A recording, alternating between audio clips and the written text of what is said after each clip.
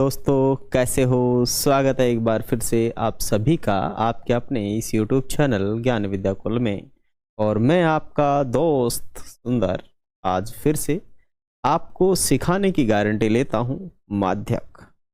इससे पहले यदि आप लोग हमारे इस चैनल पे पहली बार जुड़े हैं तो चैनल को लाइक करें, शेयर करें, सब्सक्राइब करें। साथ ही साथ 10वीं की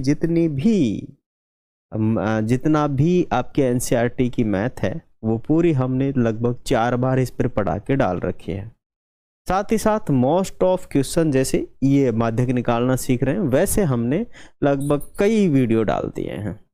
लगभग हमारे इस YouTube चैनल पर 3200 से 3300 वीडियो आपकी सेवा में उपस्थित है। आप लोगों ने देखें, सीखें और एंजॉय करें फ्री ऑफ कॉस्ट।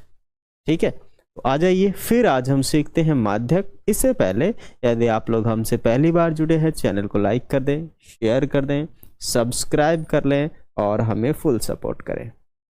मैं आपको गारंटी एक बार फिर से देता हूं कि आज इस वीडियो लेक्चर में हम माध्यक निकालना डेफिनेट सीख लेंगे।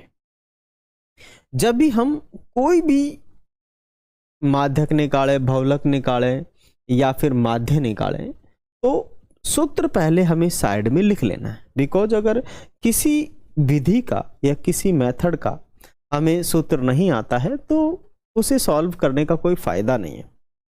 मैं आगे सारणी भी बनाऊं और सूत्र याद नहीं है फिर करूं क्या।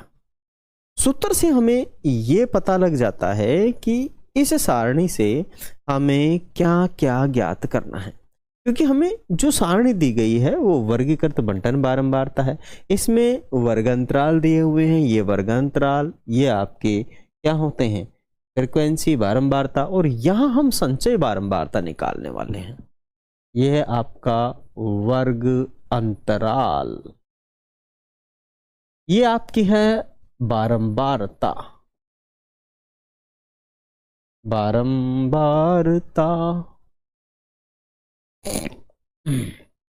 ठीक है, इसे बोलते हैं एफ, इसे बोलेंगे हम सी एफ। संचय बारंबारता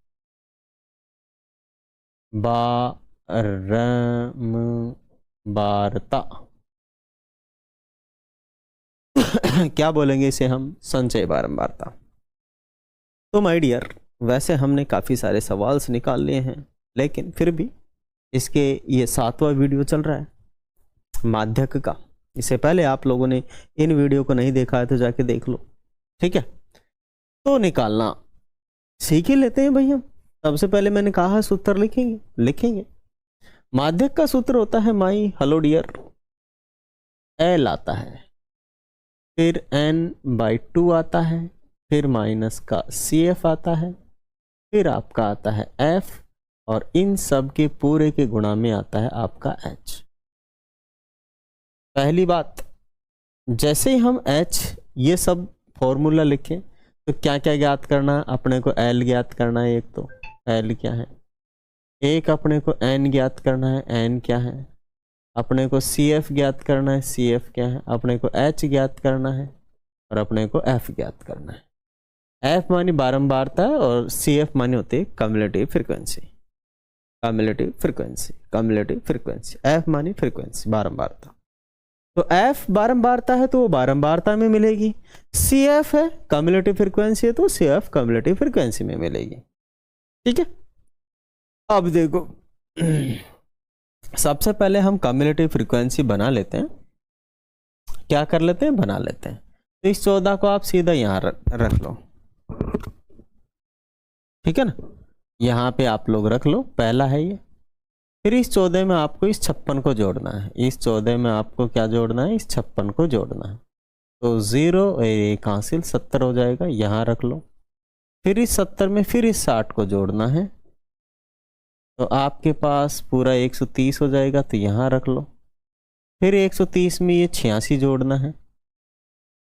क्या जोड़ना है, 86।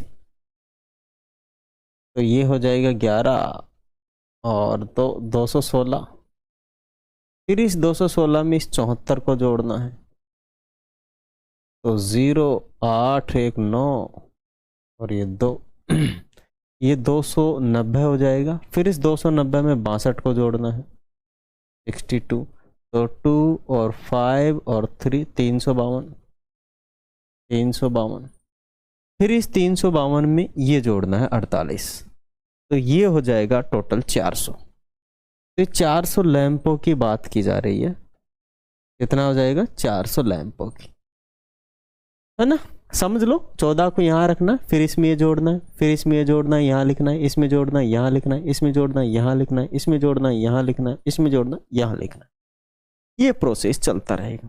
और ये जो सारणी बन के आई, ये आई है आपकी संचय बारंबारता की सारणी। क्या बन के आ गई अपने पास? संचय बारंबारता की सारणी बन के आ चुकी है। बहुत अच्छी बात है कि अपने पास संचय बारंबारता की सारणी तो बन के आ गई है, लेकिन अब इसके अंदर से निकाले कैसे? कुछ तो मिला ही नहीं। हाँ, बस एक चीज मिल गई कि जो 400 मिला ना, इन सब का सम भी 400 होगा जोड़, और ये होगा आपका n 400।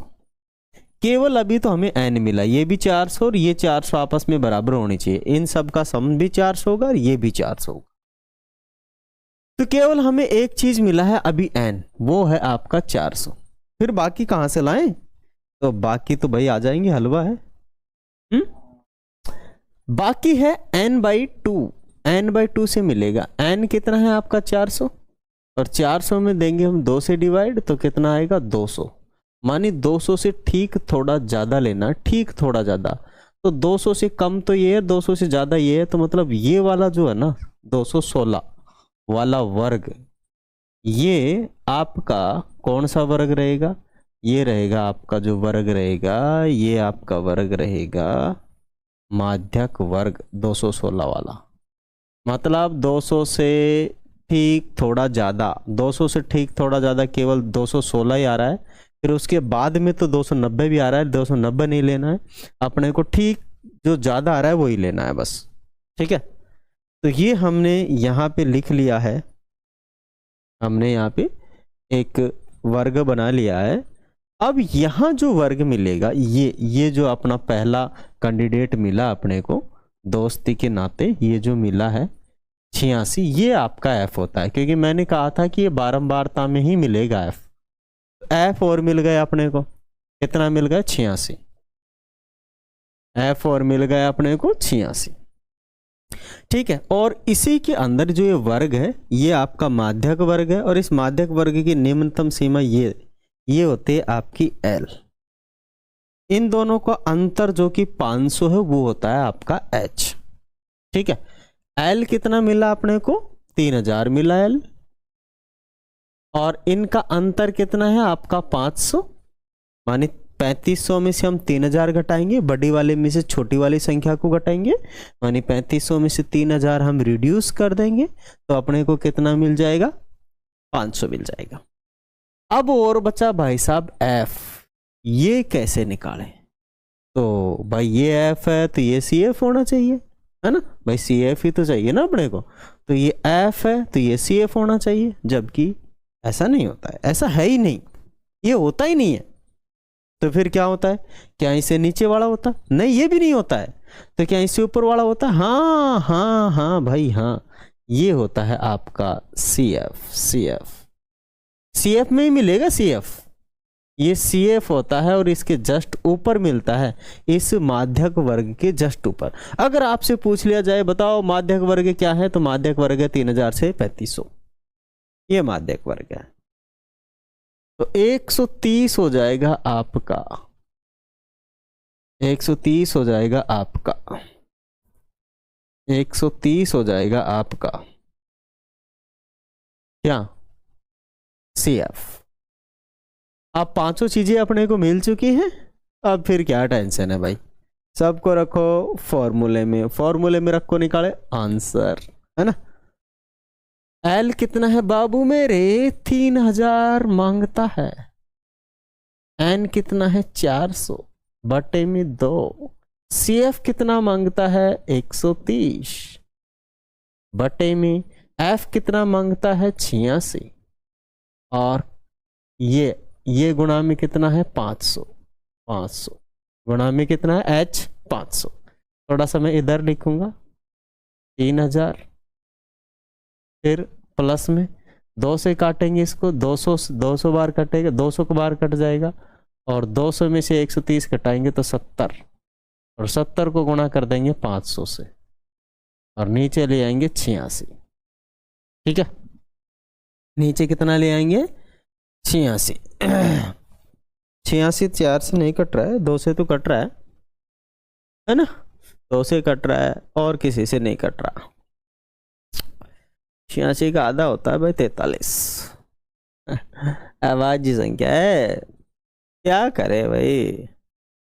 तो क्या कर लेते हैं, 3000 तो मैं एक बार फिर लिख लेता हूँ, और इन दोनों को गुणा कर लेता हूँ, 7 पंजे 35, ये 35,000 हो जाएंगे, और बटे में कितना कर लेंगे हम।